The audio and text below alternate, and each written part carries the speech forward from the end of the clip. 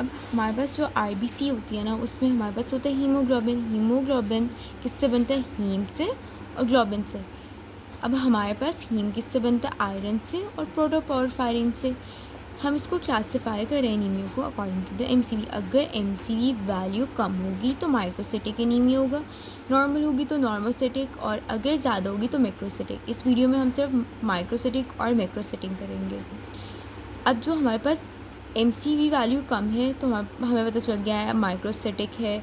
Normal कितनी होती है? 80 to 100 पिकोलीटर होती है, ठीक है। 80 से कम है तो माइक्रोसिटिक, 100 से ज़्यादा है तो मैक्रोसिटिक एनीमिया, ठीक है। अब इतना तो पता चल गया है, मगर हम डिफ्रेंशिएट कैसे करेंगे कि ये आयरन डेफिशिएंसी है, सिड्रोब्लास्टिक है, थैलेसीमिया। हम सीरम आयरन और फेरेटिन लेवल देखेंगे। अगर सीरम आयरन और फेरेटिन लेवल कम है, इसका मतलब क्या है कि उसको आयरन डेफिशिएंसी एनीमिया है। और अगर ये सीरम आयरन और फेरेटिन लेवल ज़्यादा है तो उसको सिड्रोब्लास्टिक या थैलेसीमिया है। अब हम जो आयरन लेते हैं वो हम किस फॉर्म में लेते हैं? हीम फॉर्म में लेते हैं या नॉन हीम फॉर्म में लेते हैं? जो हीम होती है, हीम से पता चल रहा है कि वो हम कहाँ से ले सकते हैं? मीट से ले सकते हैं। उनके अंदर तो हीमोग्लोबिन होगा ना, जो एनिमल्स वगैरह हैं। तो एनिमल्स के हिसाब से ये याद रख लेना कि जो हीम फॉर्म है वो मीट से मिलती है, नॉन हीम वेजिटेबल से मिलती है। जो हमारे पास हीम फॉर्म है ना, वो मोर एब्जॉर्बेबल होती है, ठीक है। अब हमने खाया, हीम थी, ज़्यादा एब्जॉर्बेबल थी, वो ट्रांसफ़र हुई in the form of transference, stored हुई आयरन बाउंड फेरेटिन की फॉर्म में। अब जो आयरन बाउंड फेरेटिन की फॉर्म में तो स्टोर हो गई, और जो बाकी रह जाएंगी ना आयरन, जो बहुत इसके अलावा भी बहुत सारी पड़ी है, तो वो हीमोसिड्रिन की फॉर्म में स्टोर होना शुरू हो जाती है।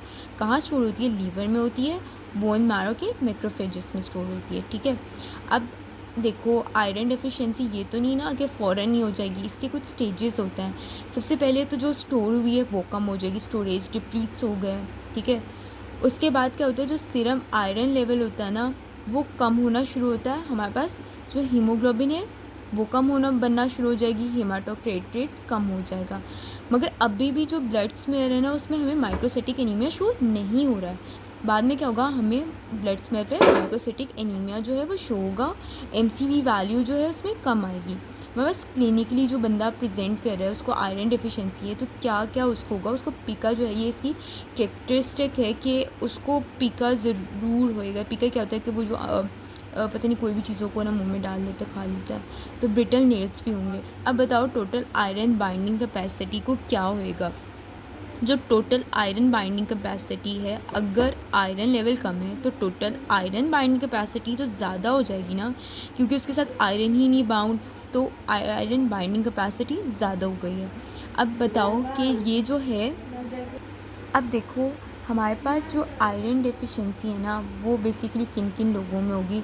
जो हमारे पास प्रेग्नेंट होते हैं, क्योंकि उनमें डिमांड ज़्यादा होती है आयरन की, इसलिए उनमें होगा।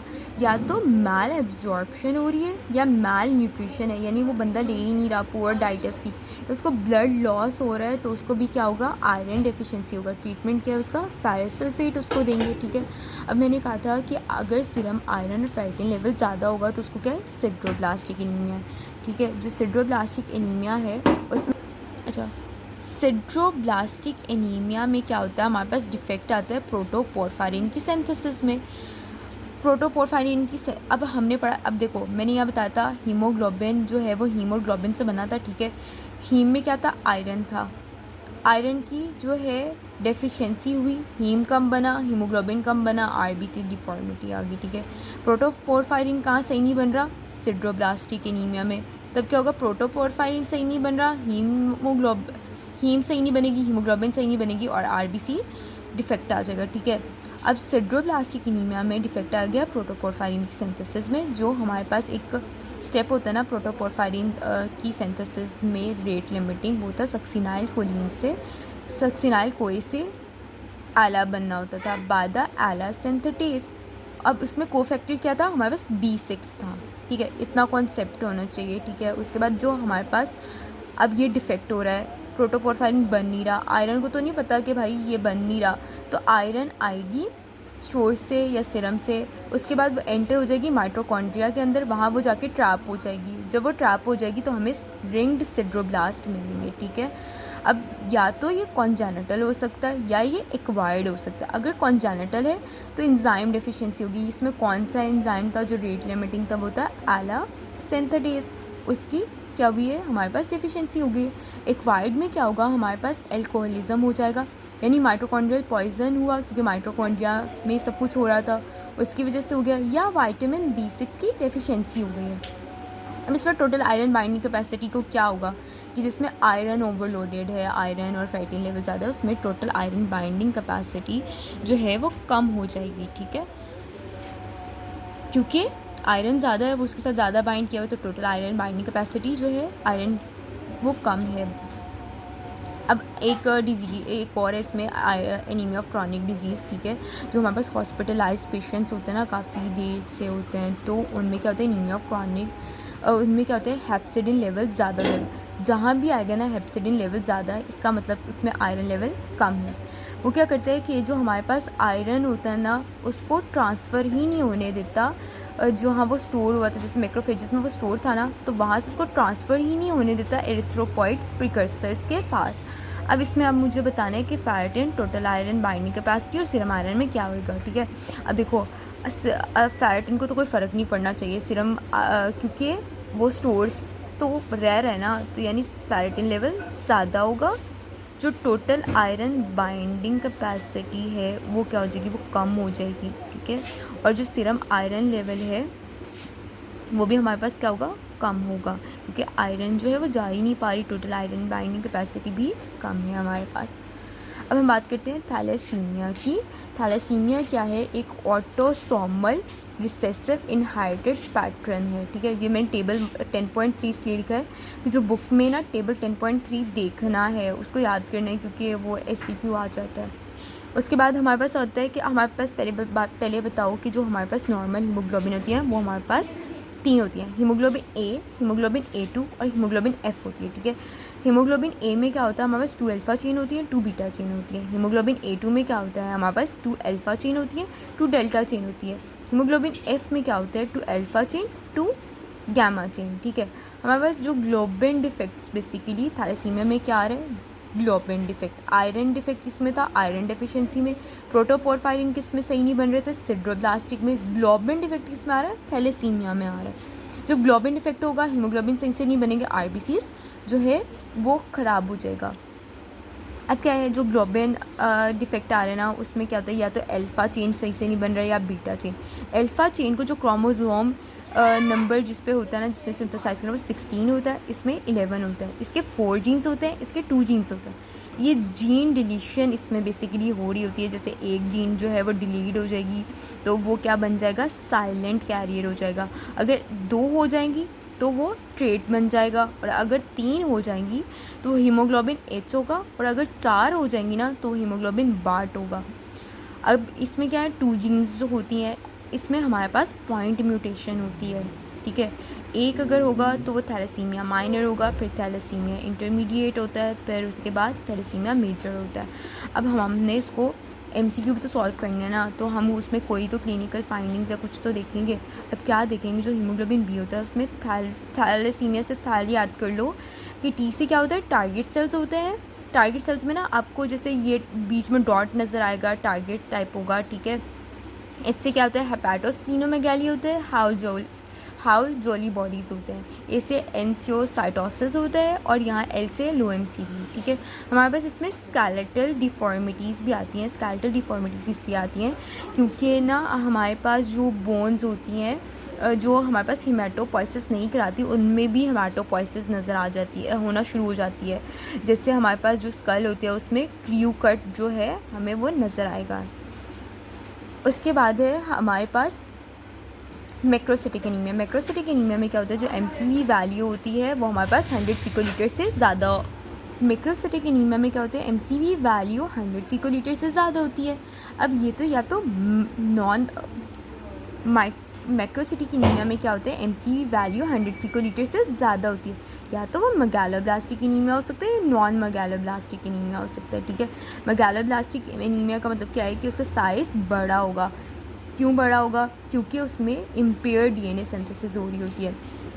अब यहाँ क्या होता है कि हमारे पास जो है उसमें ये आरबीसी है, इसमें जो डीएनए सिंथेसिस है ना वो इम्पेयर्ड है, मगर जो इसका साइटोप्लाज्म है ना वो नॉर्मली ग्रो कर रहा है। इस वजह से जो हमारे पास साइटोप्लाज्म है वो नॉर्मली ग्रो करता जाता है, इसलिए वो बड़ा हो जाता है। डीएनए इम्पेयरमेंट है तो मेगालोब्लास्टिक एनीमिया उनमें होता है। ये कब होता है? जब हमारे पास विटामिन B12 की डेफिशिएंसी और विटामिन B6 की डेफिशिएंसी हो, ठीक है। अब हमारे पास जो मेगालोब्लास्टिक एनीमिया में बाकी चीज़ें नज़र आती हैं ना वो हाइपर सेगमेंटेड न्यूट्रोफिल्स हैं, जो विटामिन B12 में भी नज़र आएंगे, विटामिन B6 में भी नज़र आएंगे। अब जो विटामिन B12 है वो हमें कहाँ से मिलता है? वो हमें एनिमल से मिलता है, ठीक है। और विटामिन B6 कहाँ से मिलता है? वेजिटेबल्स और फ्रूट से। यानी विटामिन B6 की डेफिशिएंसी जो है वो रेयर है, मगर विटामिन B12 जो होता है वो तो रेयर नहीं है ना। तो जो ये होता है ये एनिमल से मिलता है, हमने खाया, स्लाइवरी ग्लैंड के अमाइलेज ने इसको लिबरेट किया, उसके बाद ये आर बाइंडर के साथ बाइंड हुआ इंट्रिंसिक, उसके बाद आर बाइंडर्स के साथ हमारे पास स्टमक में आया, हमारे पास इंटेस्टाइन में गया, इंट्रिंसिक फैक्टर के साथ बाइंड हुआ, उसके बाद हमारे पास एब्जॉर्ब्ड हो गया। अब विटामिन B12 की डेफिशिएंसी किन किन में हो सकती है? जो मोस्ट कॉमन भाई हम सेकेंड ईयर से पढ़ते आ रहे हैं वो क्या था? पर्नीशियस एनीमिया में हमारे पास होता है, क्रॉन डिजीज़ में होता है। अब देखो ये सिर्फ एनिमल से मिल रहा है, इसका मतलब जो प्योर वेजिटेरियंस होंगे उनमें भी डेफिशिएंसी होगी। फाइंडिंग क्या होती है कि हमारे पास फोलेट जो है वो कम होगा, सॉरी हाँ फोलेट नहीं है इसमें वो है कोबालामीन है। विटामिन B12 बेसिकली कम होगा, ये थोड़ी गलती है। हमारे पास क्या होगा? विटामिन B12 इसमें कम होगा, हमारे पास मिथाइल मैलोनिक एसिड जो है वो ज़्यादा होगी और होमोसिस्टीन लेवल भी ज़्यादा होगा। अब मैं इसका रीज़न बाद में बताती हूँ, होमोसिस्टीन और इन सब का क्या ताल्लुक है, ठीक है। और जो विटामिन B12 डेफिशिएंसी होती है ना वो हमें मिलती, विटामिन B12 कहाँ से मिलता है? वेजिटेबल से और फ्रूट से। अब क्या होता है कि ये किन में जो है, मैंने कहा इसकी डेफिशिएंसी बहुत रेयर है, मगर किन में होगी जिसमें डिमांड ज़्यादा, लाइक इन प्रेगनेंसी, जो आप कोई बंदा पुअर डाइट ले रहा है या फिर वो मेथोट्रेक्सेट ले रहा है जो डाईहाइड्रोफोलेट रिडक्टेज का क्या है? एंटागनिस्ट है, यानी उसको ब्लॉक कर देगा, ठीक है। अब फाइंडिंग्स क्या हैं कि हमारे पास सीरम में कम हो जाएगा विटामिन B6 और होमोसिस्टीन लेवल ज़्यादा है, यानी दोनों में होमोसिस्टीन लेवल बेसिकली ज़्यादा है। अब देखो हमें सारी क्लिनिकल फाइंडिंग्स यही आएंगी। अगर हम कैसे डिफ्रेंशिएट करेंगे कि विटामिन B6 है, विटामिन B12 है। जो पेरिफेरल न्यूरोपैथी है ना वो विटामिन B12 में होती है। क्या होती है हमारे पास? पेरिफेरल न्यूरोपैथी जो है वो हमारे पास किस में होती है? विटामिन B12 में होती है। मैंने कहा था होमोसिस्टीन लेवल क्यों ज़्यादा होता है वो बताऊंगी। तो बेसिकली उसकी रीज़न ये होती है कि जो हमारे पास फोलेट होता है ना वो एक्टिव फॉर्म उसकी क्या है? मिथाइल टेट्राहाइड्रोफोलेट है। मिथाइल टेट्राहाइड्रोफोलेट ने क्या करना होता है? जो मिथाइल ग्रुप होता है उसको ट्रांसफ़र करना होता है टू द कोबालामीन। कोबालामीन ने ये मिथाइल ट्रांसफ़र करना होता है टू द होमोसिस्टीन और बनाना होता है मेथियोनिन, ठीक है। अगर कोबालामीन मिथाइल को ट्रांसफ़र ही नहीं कर पा रहा है, इन दोनों में से किसी में भी डिफेक्ट आ रहा है तो होमोसिस्टीन लेवल ज़्यादा हो जाएगा। इसी वजह से जो दोनों थे जिसमें हमारे पास फोलेट डेफिशिएंसी होती, कोबालामीन डेफिशिएंसी होती, उसमें होमोसिस्टीन लेवल ज़्यादा था। बस एक डिफरेंस याद रखना है कि विटामिन 6 और विटामिन B6 और विटामिन B12 में डिफरेंस क्या है कि जो पेरिफेरल न्यूरोपैथी है वो किस में है? हमारे पास विटामिन B12 में है, और हमारे पास इसमें क्या है? मिथाइल मैलोनिक एसिड भी ज़्यादा है। जबकि विटामिन B6 में क्या है? मिथाइल मैलोनिक एसिड जो है वो नॉर्मल है और इसमें पेरिफेरल न्यूरोपैथी नहीं होती है। इसमें सिर्फ होमोसिस्टीन लेवल ज़्यादा है, विटामिन B6 लेवल कम है।